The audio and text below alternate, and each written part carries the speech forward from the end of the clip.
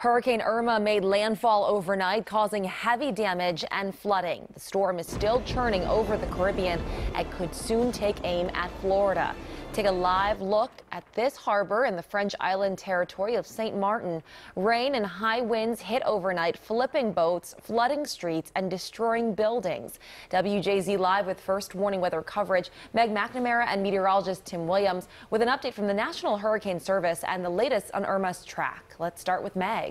Well, and just devastating scenes there. And Irma is still barreling to the west with maximum sustained winds 185 miles an hour. And as we run this track, we can see that the eye of Irma expected to close in on the Virgin Islands very soon. Puerto Rico later on today, and then continuing on that track just north of Haiti, the Dominican Republic, and then it looks like by the eastern portion there of Cuba by Friday.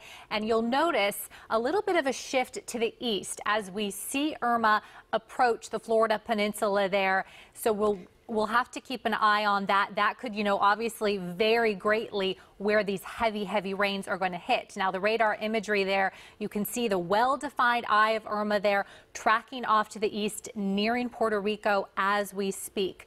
Now, meteorologist Tim Williams, he is in the Weather Center with a look at some of the spaghetti models and the track for where Irma's supposed to go once it will move through Florida. Tim? Well, as Meg mentioned, there is a tendency for the latest models to show a shift to the east. Now, as we look at the models, we see that initially we watched Irma making a landfall potentially directly over the Florida Keys and right on the peninsula down near Miami and straight up the Florida peninsula there. And now we're seeing a bit of a shift to the east. Now, what that would mean, keep in mind that this is a very large storm with hurricane force winds that extend out about 50 miles from the center. Well, Florida is about 100 miles straight across. So with this shift to the east, it could be that more of the right side of this, the eastern side of this, could be showing impacts out in the ocean and less over Florida. Still, with the strength and the size of this storm, much of Florida will be impacted even with this. But this shift could make more of an impact along glancing along the eastern side of Florida and maybe more up into Georgia and the Carolinas as opposed to Florida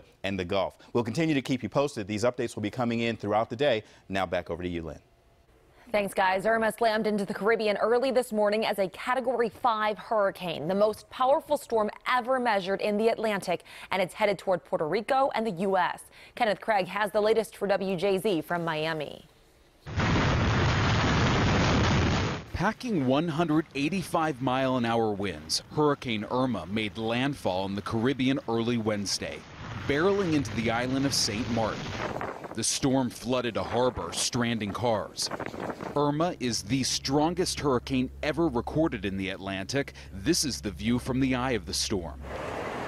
In Puerto Rico, the island's 3.4 million residents braced for the worst.